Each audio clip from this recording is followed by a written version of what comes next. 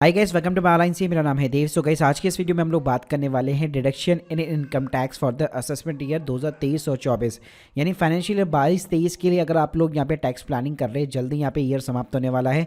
मार्च 2023 के बाद में आप प्लानिंग नहीं कर पाएंगे। तो आज के इस वीडियो के अंदर मैं बताने वाला हूँ कि इनकम टैक्स के अंदर कौन कौन से डिडक्शन जो है यहाँ पे अवेलेबल होती है, उन सभी की लिमिट्स वगैरह क्या होती है और उन सभी की कंडीशंस वगैरह की क्या होती है। साथ में गाइस, अगर आप एक टैक्स एक्सपर्ट के थ्रू यहाँ पे अपनी टैक्स प्लानिंग कराना चाहते हैं बहुत ही कम कॉस्ट के ऊपर, लिंक मैं आपको डिस्क्रिप्शन बॉक्स में दे दूंगा। तो चलिए गाइस शुरू करते हैं। तो देखिए गाइस, सबसे पहले हम लोग बात करते हैं फर्स्ट एग्जामिशन के बारे में, जिसको एग्जामिशन अंडर सेक्शन 10 कहा जाता है। तो इसमें सबसे पहले हमारा जो आता है वो आता है HRA, जिसको हम लोग बोलते हैं हाउस रेंट अलाउंस लिमिट। जी हाँ, तो देखिए इसके अंदर लिमिट लगी हुई है कि एक्चुअल जो हाउस रेंट आपको एम्प्लॉयर से मिल रहा है या एक्चुअल में जो आप पे कर रहे हैं उसमें से 10% डिडक्ट कर लीजिए ऑफ द बेसिक सैलरी, या फिर 50% ऑफ द बेसिक सैलरी ले लीजिए मेट्रो सिटी के लिए और 40% नॉन मेट्रो के लिए लीजिए। और तीनों में से जो भी कम होगा वो बेसिकली आपको एग्जम्पशन यहाँ पे मिल जाती है। इसको देखिए कैलकुलेट करने का बड़ा ही आसान तरीका है। आप सिंपली अपना फॉर्म 16 भी उठा सकते हैं और यहाँ पे आपको एक सेकंड कॉलम के अंदर अलाउंसेस सेक्शन अंडर सेक्शन 10 मिल जाएगा। तो यहाँ पे आप सिंपली देख सकते हैं HRA के आगे जो भी आपका अमाउंट लिखा होगा, अल्टीमेटली आपका जो एम्प्लॉयर होगा उसने ऑलरेडी ये फॉर्मूला लगाकर जो है बेसिकली कैलकुलेट किया होगा और उसके अकॉर्डिंग आप अपना जो सैलरी स्लिप होगा उसके थ्रू आप यहाँ पे क्रॉस वेरीफाई वगैरह भी कर सकते हैं। अगर ये ऊपर नीचे है तो एक्चुअल के अंदर आपका जो HRA का लिमिट आ रहा है वही आप यहाँ पे इनकम टैक्स के अंदर यहाँ पे कंसीडर कर सकते हैं। इसके अलावा भी कई सारे अलाउंसेस होते हैं, जैसे चिल्ड्रन अलाउंस हो गया, एजुकेशन अलाउंसेस हो गया, ट्रांसपोर्ट कन्वेंस के अलाउंस वगैरह हो गया। अब ये अलाउंस आपको मिलते हैं नहीं मिलते, ये आपको कैसे पता लगेगा? सिंपली जब आप अपना फॉर्म 16 चेक करेंगे तो यहाँ पे देखिए आपको बहुत सारी चीज़ें यहाँ पे मिल जाएगी। तो यहाँ पे अगर कहीं पे कोई भी अमाउंट वगैरह लिखा हुआ है या एनी अदर के अंदर भी डाला हुआ है उस चीज़ को, तो सिंपली आप उसके थ्रू यहाँ पे पता लगा सकते हैं कि हाँ मुझे ये सारे अलाउंसेस मिलते हैं और ये सारे अलाउंसेस जो है बेसिकली टैक्स एग्जम्पशन के लिए अवेलेबल है। इसके अलावा सैलरी वाले लोगों को यहाँ पे सेक्शन 16 के अंदर भी एक और अलाउंसेस मिलता है। यहाँ पे दो टाइप के अलाउंसेस मिलते हैं। पहला होता है स्टैंडर्ड डिडक्शन। तो ये जो स्टैंडर्ड डिडक्शन होती है ये सभी के लिए अवेलेबल है, 50,000 रुपये सारे सैलरी पर्सन के लिए पूरे इंडिया के अंदर। तो जब आप अपना फॉर्म 16 वगैरह चेकआउट करते हैं तो आप देख सकते हैं स्क्रीन के सामने यहाँ पे आपको सेक्शन 16 के अंदर बेसिकली एक 50,000 रुपये की स्टैंडर्ड डिडक्शन दिख जाएगी। तो आपकी सैलरी कितनी भी हो आपको ये स्टैंडर्ड डिडक्शन 50,000 रुपये हमेशा मिलने वाली है। इसके अलावा जो दूसरी डिडक्शन होती है वो होती है tax on employment section 16 subsection 3। तो गाइस यहाँ पे क्या होता है, आपका जो प्रोफेशनल टैक्स आपका जो बेसिकली पे होता है ये केवल कुछ ही स्टेट्स के अंदर एप्लीकेबल होता है। तो 1200 से लेकर 2400 जितना भी आपका टैक्स और डिडक्ट होता है already as a professional tax, उसकी आपको यहाँ पे एग्जम्पशन मिल जाती है। लेकिन ये कुछ ही स्टेट्स में एप्लीकेबल है, जैसे महाराष्ट्र हो गया, गुजरात के अंदर हो गया, सभी के अंदर एप्लीकेबल नहीं है। तो जहाँ पे जिस स्टेट के अंदर लगता है उसके अकॉर्डिंग आपको फॉर्म 16 में चेक कर लेना है कि मेरे लिए यहाँ पे अवेलेबल है या नहीं है। इसके अलावा इस अगली जो डिडक्शन आती है वो सेक्शन 24 सबसेक्शन B की आती है, जो अल्टीमेटली इंटरेस्ट की डिडक्शन होती है। अगर आपने एक होम लोन ले रखा है अपने, मान लीजिए नए घर को बाय करने के लिए या फिर हाउस को इंप्रूव करने के लिए भी, तो भी उसके जो EMI आप जो पे करते हैं पूरे साल भर के अंदर, तो उसके अंदर एक इंटरेस्ट का कंपोनेंट होता है। दो कंपोनेंट होते हैं, एक प्रिंसिपल होता है, एक इंटरेस्ट होता है। लास्ट के ईयर के एंड में आपको एक इंटरेस्ट का सर्टिफिकेट वगैरह मिल जाता है, उसके अंदर प्योरली तरीके से लिखा होता है कि इतना इंटरेस्ट आपने पूरे साल भर में पे किया है।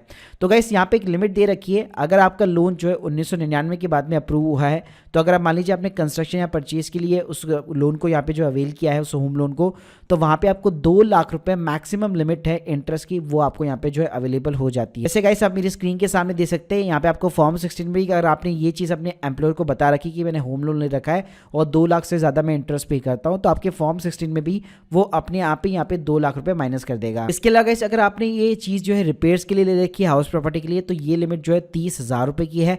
और उससे पहले अगर आपने ले रखा है 1999 से पहले, जो कि ऑब्वियसली पॉसिबल नहीं है, तब ये लिमिट 30,000 रुपये थी। बाकी गाइस अगर आपकी मान लीजिए प्रॉपर्टी, अगर आपने जिस प्रॉपर्टी के ऊपर होम लोन ले रखा है वो लेट आउट है, यानी आपने किसी को किराया वगैरह पे दे रखी है, तो अगर आपने कंस्ट्रक्शन या परचेज के लिए भी ले रखा है तो उसमें एक्चुअल वैल्यू जो होती है बेसिकली, यानी 2 लाख की लिमिट नहीं है। अगर मान लीजिए आप 4 लाख 5 लाख रुपए भी इंटरेस्ट वगैरह पे कर रहे हैं तो उसकी भी आपको डिडक्शन मिल जाती है। अगली गाइस जो डिडक्शन है वो बेसिकली चैप्टर 6A की है, जिसको हम लोग 80C की सीरीज की डिडक्शन भी यहाँ पे बोलते हैं। इसके अंदर हमेशा आप देखिएगा डिडक्शन में हमेशा आपको 80 मिलेगा और उसके आगे सेक्शन जो है अलग अलग चेंज होते जाएंगे।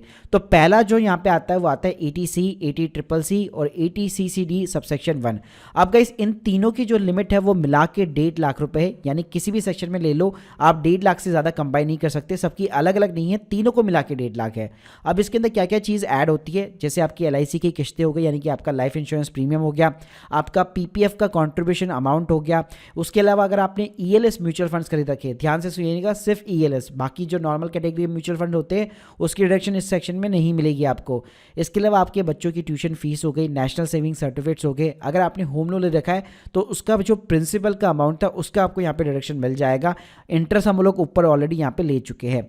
इसके अलावा इस और भी कुछ आइटम्स होते हैं जो एटीसी के अंदर कंसिडर होते हैं। 80CCC के अंदर अगर आपने कोई गवर्नमेंट का पेंशन स्कीम वगैरह ले रखी है तो उसका कॉन्ट्रीब्यूशन हो गया, और 80CCD सबसेक्शन 1 के अंदर आपने एनपीएस वगैरह ले रखा है तो उसका कॉन्ट्रीब्यूशन वगैरह हो गया। तो ये चीज़ें बेसिकली इसके अंदर इंक्लूडेड होती है और सबकी लिमिट मैक्सिमम 1.5 लाख रुपए है। तो जब भी आप अपना फॉर्म 16 देखेंगे, अगर आपने कंसीडर कर रखा है, आपने 170 175 भी ले रखा है, तब भी वो खिंचा के सिर्फ 1.5 लाख ही जाएगा। इसके अलावा जो अगली डिडक्शन यहाँ पे आपको मिलती है वो मिलती है 80CCD सबसेक्शन 1B। तो जिसने भी यहाँ पे एनपीएस का अकाउंट खुलवा रखा होता है तो उसमें अगर वो 50,000 रुपये भी डालता है साल का, तो ये एडिशनल यहाँ पे आपको 50,000 रुपये की एक एडिशनल डिडक्शन यहाँ पे मिल जाती है। और ये बहुत ही अच्छी टैक्स प्लानिंग के रूप में भी आती है, क्योंकि आपको ऊपर एटीसी में 1.5 लाख मिल गया और एडिशनल यहाँ पे आपको 50,000 रुपये मिल सकता है अगर आप एक सेपरेट जो एक बेसिकली एनपीएस अकाउंट खुलवा लेते हैं और उसके अंदर अपनी तरफ से कंट्रीब्यूट करते हैं। इसके अलावा यहाँ पे एक और सेक्शन होता है 80CCD सबसेक्शन 2 के अंदर। तो अगर आपने एनपीएस अकाउंट वगैरह खुलवा रखा है तो नॉर्मली क्या होता है, जो सेंट्रल गवर्नमेंट के एम्प्लॉयज़ होते हैं, स्टेट गवर्नमेंट के एम्प्लॉयज़ होते हैं, उनका तो खुला हुआ ही रहता है। तो वहाँ पे क्या होता है, जो एम्प्लॉयर होता है वो खुद भी यहाँ पे कंट्रीब्यूट करता है। तो अगर एम्प्लॉय कंट्रीब्यूट करता है तो अगर मान लीजिए पीएसयू स्टेट गवर्नमेंट्स वगैरह के एम्प्लॉयज़ है तो पहले की डिडक्शन जो लिमिट थी वो 10% थी, लेकिन इस साल से चेंजेस वगैरह हुए थे तो अब ये भी यहाँ पे 14% हो चुकी है। और जो सेंट्रल गवर्नमेंट है उसको तो यहाँ पे पहले से 14% मिल रहा था। यानी सिंपल सी बात है, जितना भी आपके फॉर्म 16 के अंदर लिखा हुआ होगा ना उतना आप ले लो, आपको ज़्यादा सोचने की जरूरत नहीं है। 80CCD सबसेक्शन 2 के अंदर जितना अमाउंट लिखा हुआ है पूरा का पूरा आप ले सकते हो। इसके अलावा गाइस जो अगली डिडक्शन है वो होती है 80D की, जो बेसिकली हेल्थ इंश्योरेंस से रिलेटेड होती है। तो अगर लेट सपोज अगर आपने खुद का या अपने बच्चों वगैरह का हेल्थ इंश्योरेंस करा रखा है, एक कंबाइंड फैमिली प्लान वगैरह ले रखा है, तो अगर आप यहाँ पे सीनियर सिटीजन नहीं है तो आपको 25,000 रुपये की डिडक्शन मिलेगी और हेल्थ चेकअप के लिए सेपरेटली आपको 5,000 रुपये की डिडक्शन मिलती है। साथ में अगर आप खुद एक सीनियर सिटीजन है तो यही 25,000 रुपये आपके लिए 50,000 रुपये बन जाएगा।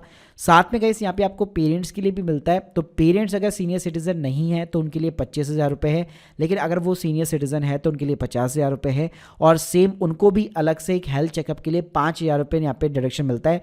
लेकिन ध्यान रखिएगा, या तो आप खुद के लिए क्लेम कर सकते हैं हेल्थ चेकअप या फिर अपने सिर्फ पेरेंट्स के लिए कर सकते हैं। दोनों में से केवल एक के लिए आपको हेल्थ चेकअप का 5,000 रुपये मिलेगा। साथ में गाइस यहाँ पे दोनों के लिए एक स्पेसिफिक लिमिट भी सेट की गई है। मतलब ऐसा नहीं है कि यहाँ पे जैसे अगर आपने मान लीजिए 27,000 रुपये ले लिया, यहाँ पे आपने 5,000 रुपये ले लिया, तो सब कुछ खिंचा के अगर आप देखेंगे तो टोटल आपका ये कभी भी 50,000 से ऊपर नहीं जाने वाला है। इसके अलावा गाइस जो अगली डायरेक्शन होती है वो 80TTA और 80TTB की बेसिकली होती है। तो अगर मान लीजिए बैंक की तरफ से अगर आपको कोई भी इंटरेस्ट वगैरह मिलता है तो वो टैक्सेबल होता है, लेकिन उसकी आपको डायरेक्शन मिल जाती है। तो अगर मैं बात करूं एक नॉन सीनियर सिटीजन पर्सन की, तो उसको जितना भी सेविंग अकाउंट से इंटरेस्ट वगैरह मिलता है तो उस पर खिंचा के आपको मैक्सिमम जो है 10,000 रुपये की डायरेक्शन मिलती है। अगर 10,000 के ऊपर कोई बेसिकली इंटरेस्ट है वो पूरा का पूरा आपके हैंड्स में टैक्सेबल होगा। इसके अलावा अगर आप एक सीनियर सिटीजन है तो अगर आपने एफडी वगैरह करवा रखी है और आपका जो नॉर्मल सेविंग अकाउंट है उससे भी आपको जो इंटरेस्ट मिलता है तो उस पर आपको 50,000 रुपये की डिडक्शन मिलती है। ध्यान रखिएगा 80TTA के अंदर आपकी एफडी का जो इंटरेस्ट होता है वो अलाउ नहीं होता, ये सिर्फ सेविंग अकाउंट का है। लेकिन TTB के अंदर आपका एफडी का इंटरेस्ट भी यहाँ पे अलाउ है, साफ लिखा हुआ है डिपॉजिट्स, तो यहाँ पे आपका एफडी का इंटरेस्ट भी कंसीडर किया जाएगा। इसके अलावा कुछ और यहाँ पे डिडक्शन होती है जो सबके लिए तो अवेलेबल नहीं होती है, डिपेंड करता है सिचुएशन टू सिचुएशन। जैसे कि 80E हो गया, तो अगर आपने एक हायर एजुकेशन के लिए लोन वगैरह ले रखा है तो उस पर जितना भी इंटरेस्ट आप पे करते हैं उसकी आपको डिडक्शन मिल जाएगी, इसके ऊपर कोई भी लिमिट नहीं है। साथ में एक और सेक्शन होता है 80EE और 80EE। तो गाइस ये होम लोन के लिए एप्लीकेबल है। अगर आपका होम लोन इस पीरियड के अंदर अप्रूव हुआ है 1 अप्रैल 2016 से लेकर 31 मार्च 2017, तो आप 50,000 रुपये डिडक्शन ले सकते हैं। और अगर आपका होम लोन 1 अप्रैल 2019 से लेकर 31 मार्च 2022 तक अप्रूव हुआ है तो 1.5 लाख आपको इसमें एक्स्ट्रा ऑन मिल जाएगा। इसके अलावा इसमें और सारी कंडीशन है कि आपकी होम लोन की जो प्रॉपर्टी की वैल्यू है वो केवल 50 लाख के अंडर वगैरह 35 लाख के अंडर होनी चाहिए। तो ऐसी बहुत सारी कंडीशन है, इसके ऊपर मैं सेपरेट वीडियो बना चुका हूँ, तो आप लोग चेकआउट कर सकते हैं। इसके अलावा यहाँ पे आपको एक और मिल जाती है 80EB की, ये इलेक्ट्रिक व्हीकल के लिए और इस साल ये खत्म होने वाली है। तो अगर आपने कोई इलेक्ट्रिक व्हीकल लिया है उसके ऊपर आपने लोन वगैरह ले रखा है तो उसका जितना भी इंटरेस्ट है उसके ऊपर भी आपको 1.5 लाख रुपए का यहाँ पे डिडक्शन वगैरह मिल जाएगा। इसके अलावा इस यहाँ पे एक डोनेशन की डिडक्शन होती है 80G के अंदर। तो अगर आपने कहीं पे डोनेशन वगैरह दे रखी है तो वहाँ पे भी आपको 100% डिडक्शन या 50% डिडक्शन मिल जाएगा। ये डिपेंड करेगा कि आप जहाँ पे चैरिटी वगैरह कर रहे हैं या जो डोनेशन वगैरह कर रहे हैं वो किस एक्ट के अंदर यहाँ पे रजिस्टर्ड है, कैसे रजिस्टर्ड है, एक एनजीओ एज ए मतलब सेक्शन 8 के अंदर रजिस्टर्ड है, प्लस उन लोगों ने सर्टिफिकेट वगैरह ले रखा है नहीं ले रखा, तो वो टोटली डिपेंड करेगा और रसीद के ऊपर साफ यहाँ पे लिखा होता है। साथ में बताना चाहूँगा, अगर आप 2000 रुपये से ज़्यादा कोई कैश के अंदर डोनेशन करते हो तो उसकी आपको कोई भी डिडक्शन यहाँ पे अलाउ नहीं होती है। तो ध्यान रखिएगा, डिडक्शंस अगर आपको लेनी है तो चैरिटी हमेशा जो है इलेक्ट्रॉनिक मोड से ही हमेशा करिएगा। इसके अलावा इस एक और सेक्शन यहाँ पे मिल जाता है 80GG। अगर आपको हाउस रेंट वगैरह नहीं मिल रहा है, लेकिन अगर आप रेंट पे रह रहे हैं तो उसके बावजूद आप 5000 रुपये पर मंथ मैक्सिमम जो है बेसिकली यहाँ पे अवेल कर सकते हैं, यानी 60,000 रुपीज़ का आपको इस सेक्शन के अंदर जो है एज ए रेंट का बेसिकली डिडक्शन मिल जाता है।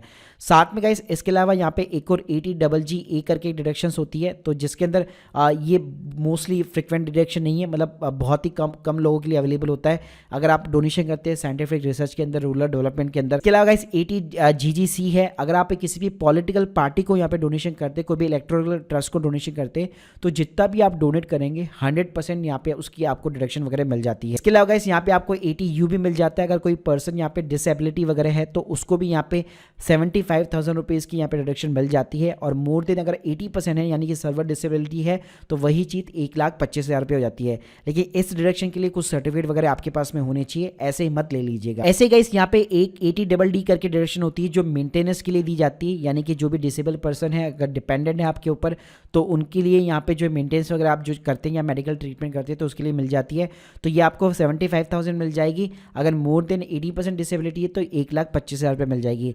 ऐसे ही गाइस यहाँ पे एक और चीज़ है कि अगर आप मान लीजिए कोई भी स्पेसिफिक डिजीज़ के लिए यहाँ पे पेमेंट कर रहे हैं, आपके ऊपर जो भी डिपेंडेंट है उनके लिए कोई मेडिकल ट्रीटमेंट वगैरह चल रहा है, उनका कैंसर का इलाज चल रहा है, तो उसमें भी आपको 40,000 रुपये की डिडक्शन मिल जाएगी। अगर वो सीनियर सिटीजन है तो यही चीज़ 1,00,000 रुपये हो जाएगी। तो गाइस ये बहुत सारी डिडक्शन जो है यहाँ पे आपको अवेलेबल हो जाती है। प्लस मैं आपको रिकमेंड करूंगा आपको हमेशा टैक्स प्लानिंग एक एक्सपर्ट के साथ में करनी चाहिए, ताकि आप प्रॉपर जगह प्रॉपर तरीके से कहाँ पे आपको इन्वेस्ट करना है, कहाँ पे आपको पैसा बचाना है, कहाँ पे क्या करना है, उस तरीके से आप अपनी टैक्स प्लानिंग कर पाओ और यहाँ पे बहुत ही अच्छे तरीके से लीगल तरीके से बेसिकली आप अपना जो है टैक्स वगैरह यहाँ पे आप सेव कर सकते हैं। Guys hope you like this video, please subscribe channel. अगर आप लोगों के कोई भी डाउट्स है कमेंट बॉक्स में जरूर बताइए। Thank you guys, thank you.